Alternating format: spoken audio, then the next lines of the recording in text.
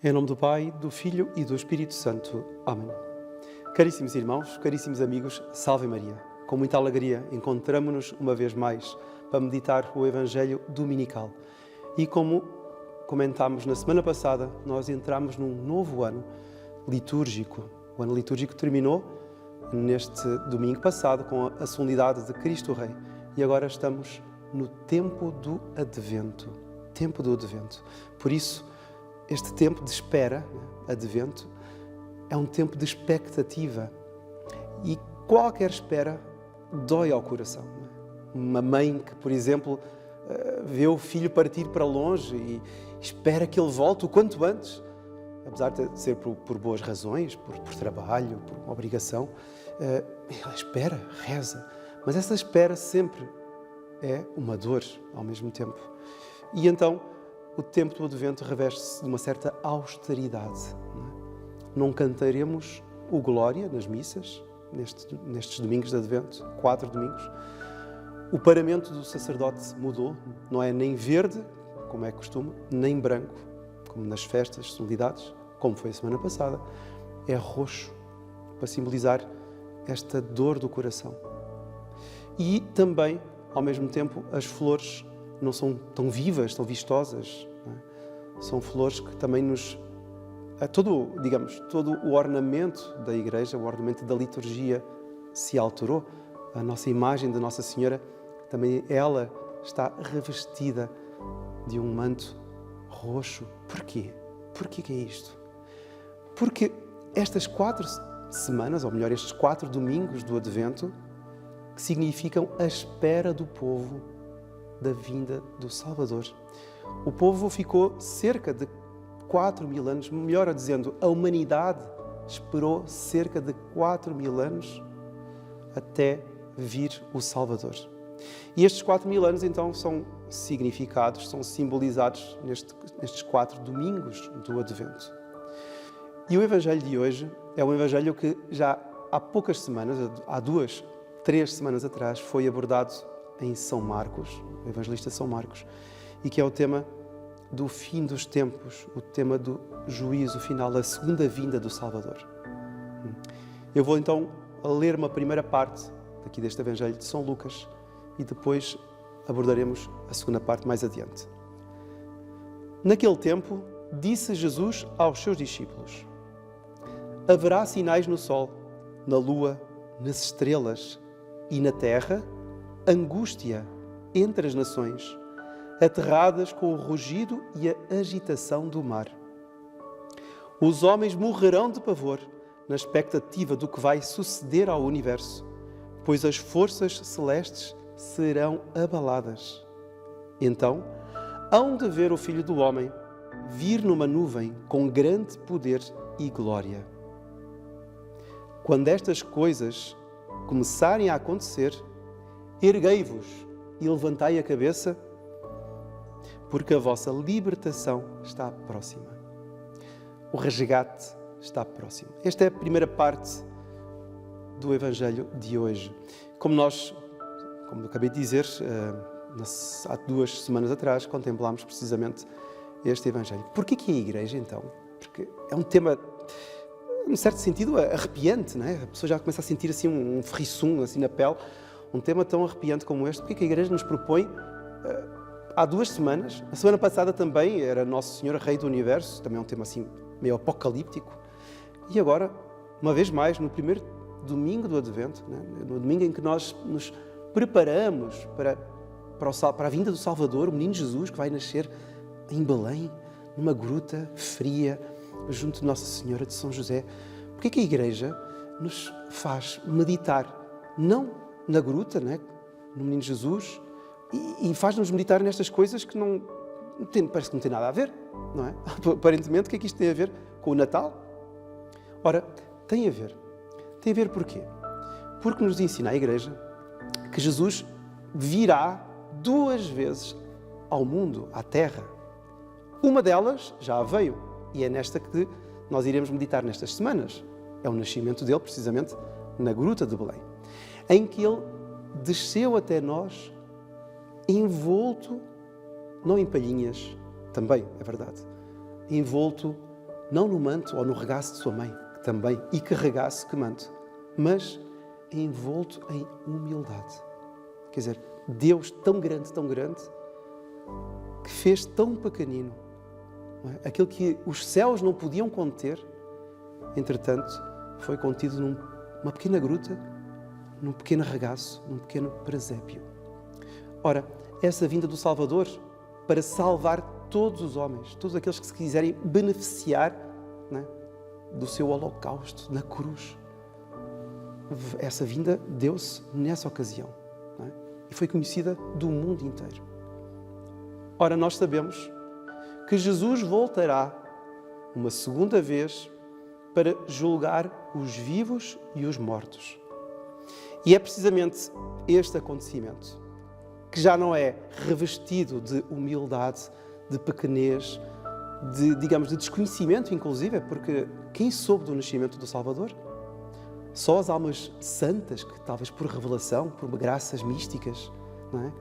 E também os pastores, os reis magos, enfim, os anjos que anunciaram, poucas pessoas mais souberam do nascimento do Salvador. Ora, o fim dos tempos não será assim. Porque no fim dos tempos, Deus não virá mais revestido de humildade, digamos, da nossa fraqueza, da nossa fragilidade humana. Não. É que Deus, Nosso Senhor, já veio trazer a salvação. Nosso Senhor veio trazer um modo de nós nos relacionarmos com Ele. Nosso Senhor veio fundar a Santa Igreja, veio nos oferecer os sacramentos, veio nos oferecer a sua própria vida. Melhor forma da pessoa se relacionar, de mostrar a amizade, é dar a vida pelo seu amigo. Nosso Senhor veio morrer por nós, ensinou-nos o melhor modo de nós nos relacionarmos. Não é? Sermos submissos, sermos bondosos, sermos caridosos, sermos generosos. Nosso Senhor já nos mostrou tudo isso. Nosso Senhor já nos abriu o caminho. Ora, tendo conhecimento disso, e sobretudo nós, católicos, aguardamos, então, que Ele, no final de tudo, venha ver até que ponto eu aceitei ou rejeitei tudo o que Ele me ensinou.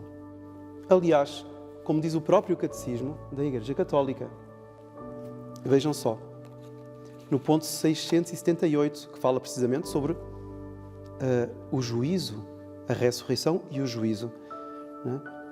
Então, nesse dia final, será revelado o procedimento de cada um e o segredo dos corações, até aquilo que eu nunca contei para ninguém. Não contei para ninguém, nem para o meu melhor amigo. O segredo do meu coração será revelado. Ora, a pessoa pode pensar assim, mas sou padre, esse não é o Jesus que eu conheço. Esse não é o Jesus que eu conheço. Porque o Jesus que eu conheço, que me ensinaram, é o Jesus misericordioso, que vem irmanar-se, uma palavra assim um pouco, vem irmanar-se, vem ser nosso irmão. Eu não consigo bem ver esta situação por onde então Jesus vem para julgar. Mas quem julga é rígido, tem dificuldade em ceder em algumas coisas. Como é que é isso?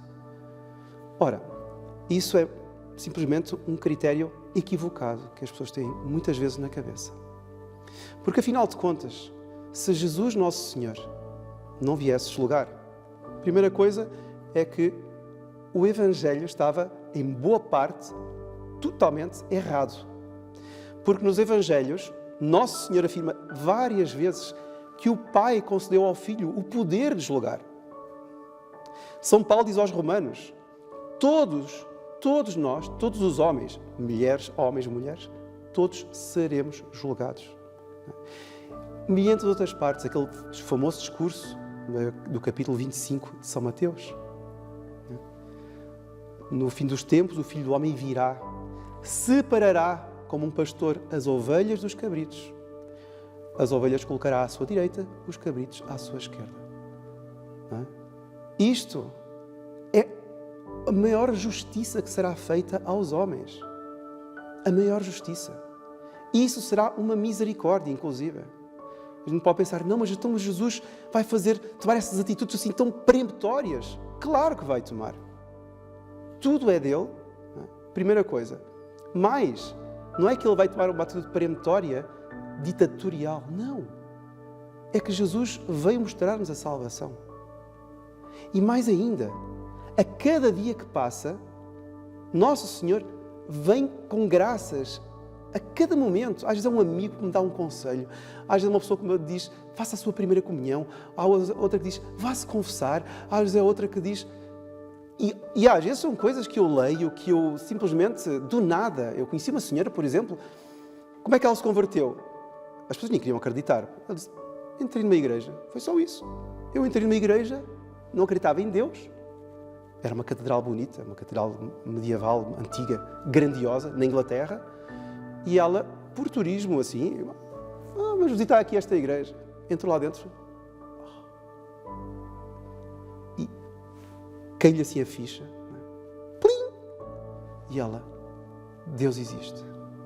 Deus existe. Foi falar com o sacerdote. Eu quero ser batizada. Imagina. Foi a graça da vida dela. Mas podia ser que não tivesse sido fiel àquela graça. Ora, esses pormenores, esses meandros do coração, Deus conhece-os a todos. E evidentemente que Deus dá graças a todos para a salvação.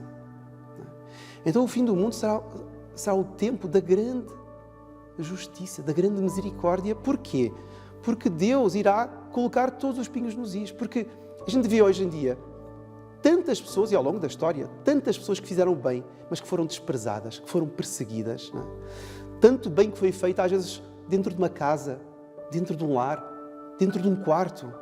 Tanto carinho que foi feito a um doente, sem mais ninguém ver, mais ninguém saber. Não é? Ela vai oferecendo aquilo a Deus. E de repente, ainda fora, ainda ficam a caluniá-la, a falar mal dela, a inventar uma conspiração em cima dela. E ela vai para o céu. Ela não vai ser justificada por isso. Ou um jovem que procura ser fiel, procura ser reto, procura estudar, procura ter boas notas, e o outro que não quer saber nada. Quer dizer, Deus não há de dar a cada um aquilo que ele mereceu. Então a gente vê pessoas boas que foram super perseguidas, sobretudo por ser perseguida por ser religiosa, por ser católica. E outros que não quiseram saber da religião para nada. E que foram inclusive louvados pelo mundo. Não é? Foram exaltados porque roubavam, porque mentiam, ou porque eram mais vistosos, não é?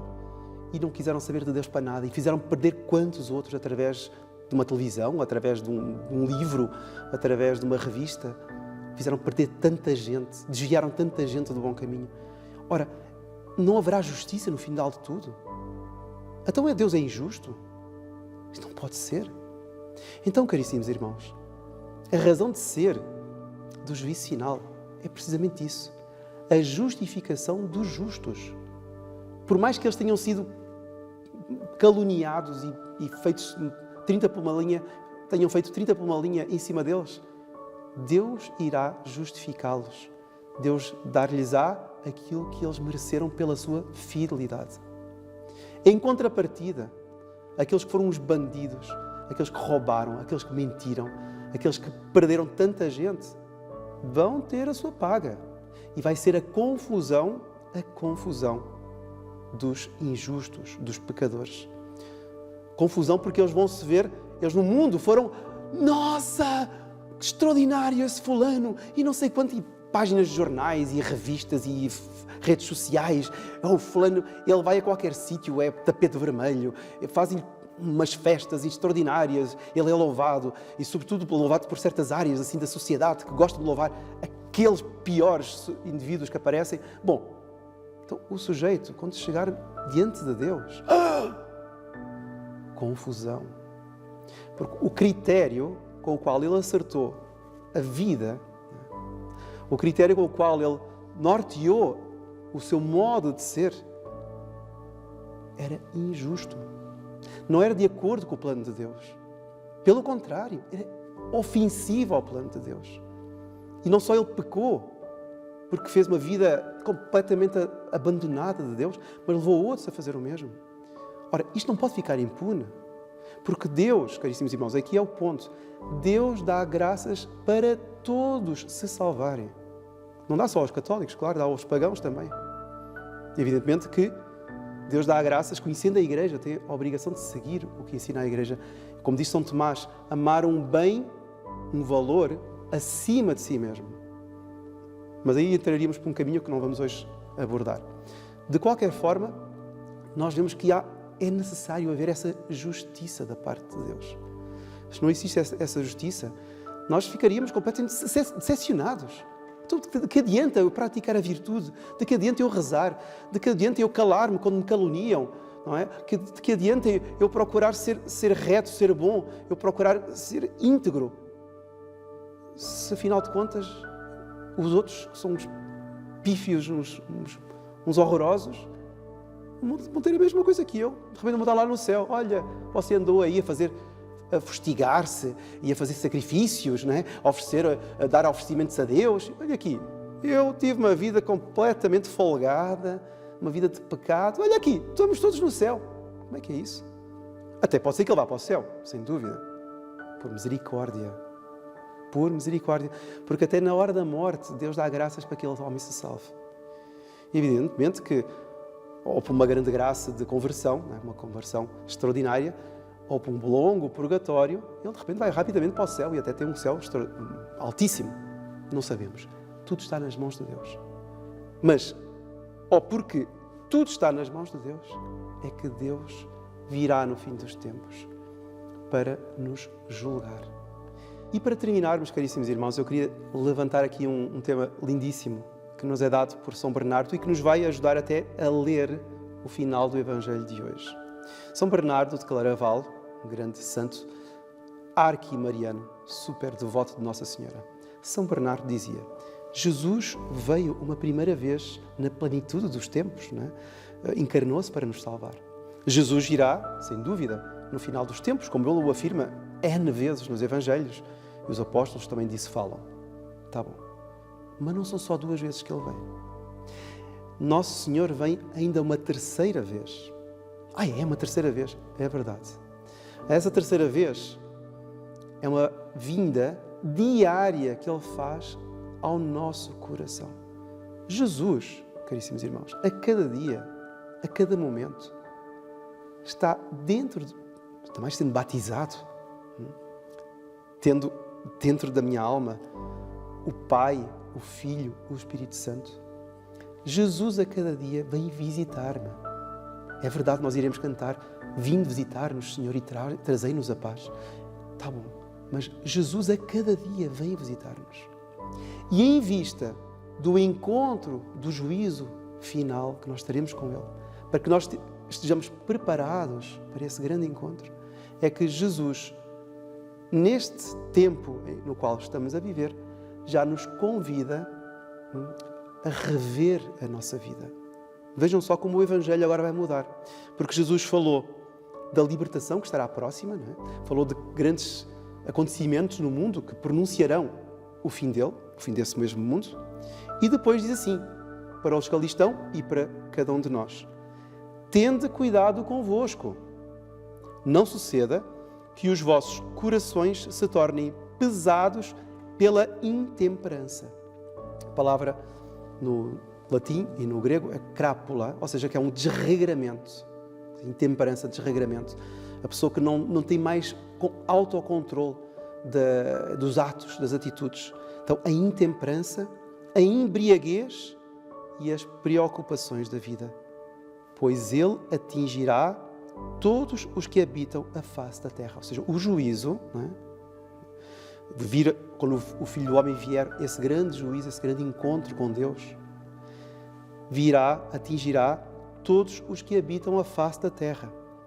Portanto, diz Jesus Nosso Senhor, vigiai e orai em todo o tempo, para que possais livrar-nos de tudo o que vai acontecer e comparecer diante do Filho do Homem. Stare ante filium hominis. O que é comparecer? Estar, aqui no caso, o português é comparecer, mas no latim é stare, e no grego também. Stare significa estar de pé diante de Deus. Ou seja, quem está de pé é aquele que é digno de estar diante dele, ou seja, está na graça de Deus. Ora, como é que nós nos preparamos para comparecer nesse juízo vindouro diante do Filho do Homem de pé, junto dele. Tendo cuidado com a intemperança. Mas intemperança aqui não é só a gula, não, é toda a intemperança dos sentidos. Pode ser a gula também, os olhares, a cobiça, a curiosidade, que leva depois a falar muitas coisas que eu não devo, não é? Ou então a ouvir a conversas também. Então esses sentidos todos, o paladar, a vista, tenho isso sob controle, sob pena de, quando me apresentar, eu de repente caio. Não consigo ficar, não consigo stare ante filium hominis. Também a embriaguez. Aqui a embriaguez, caríssimos irmãos, assim como um homem embriagado perde o sentido da realidade. A embriaguez aqui é quando a pessoa, mesmo sendo católica, mesmo sendo batizada, perde o sentido da vida. Não vive mais de acordo com o plano que Deus tinha para si, sobretudo o plano espiritual, mas está embriagada. E então as atitudes que ela toma não têm um nexo com a virtude que lhe foi colocada no batismo. Porque ela está embriagada com os bens deste mundo. E quando a pessoa fica embriagada, ela faz disparates. Não é? Bom, acho que todos nós já vimos uma pessoa embriagada, uma tristeza. Então, assim também, caríssimos irmãos, uma pessoa que está embriagada pelas coisas desta vida, desta terra, comete cada disparate. Não é? E disso, Nosso Senhor diz, precavei-vos, tende cuidado, vigiai, para não... Às vezes é uma máquina, um telemóvel, é um computador, é um filme, é um amigo. Este amigo, eu não consigo viver sem ele. Calma, cuidado, não vos deixeis embriagar assim. Pode ser que me leve para um mau caminho. E, finalmente, as preocupações da vida. Então a pessoa fica preocupada. Ai, agora tenho que pagar tal conta. Ai, agora tenho de ir ao hospital que tenho que fazer tal exame. Ai, agora tenho que fazer isto. Ai, agora... E depois também vou à missa. Ai, agora tenho de ir à missa. Quer dizer, a visão sobrenatural, caput, desapareceu. Preocupações da vida. O que importa é o meu bolso, a carteira, a conta do banco. O que é que os outros estão a dizer de mim mesmo? Calma. Preocupações da vida. Tudo isso. Estão a falar mal. No dia do juízo, tudo ficará claro. Eu não fico, como dizem no Brasil, a esquentar a minha cabeça com isso. Tranquilo. Tenha confiança em Deus. E é isso, caríssimos irmãos, que hoje iremos pedir. Pedir que Nossa Senhora, nessa espera que ela teve do Messias, nessas orações, que ela...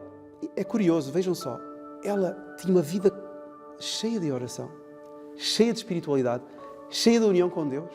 E, entretanto, fazia as coisas da casa, fazia as coisas... Ela viveu no templo, ela tratava das coisas do templo com todo o esmero. Porquê? Porque estava com a alma cheia de Deus, esperando o Salvador. Ora, para nós, caríssimos irmãos, o Salvador já veio. Para nós, o Salvador virá, agora como juiz, no fim dos tempos. Certamente já teremos morrido e naquele dia estaremos ressurrectos diante dele.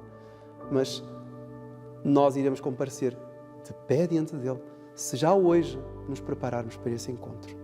Vamos pedir que ele nos ajude, vamos pedir que Nossa Senhora nos prepare o coração para esse grande encontro com Deus e que vai ser já até antecipado neste Natal, com o encontro com o Menino Jesus, que nos dá, no fundo da alma, o carinho, enfim, a benevolência, a caridade, a esperança de um dia estarmos junto com Ele no alto dos céus. Que a bênção de Deus Todo-Poderoso, Pai, Filho, Espírito Santo, desça sobre vós e permaneça para sempre. Amém. Louvado seja Nosso Senhor Jesus Cristo.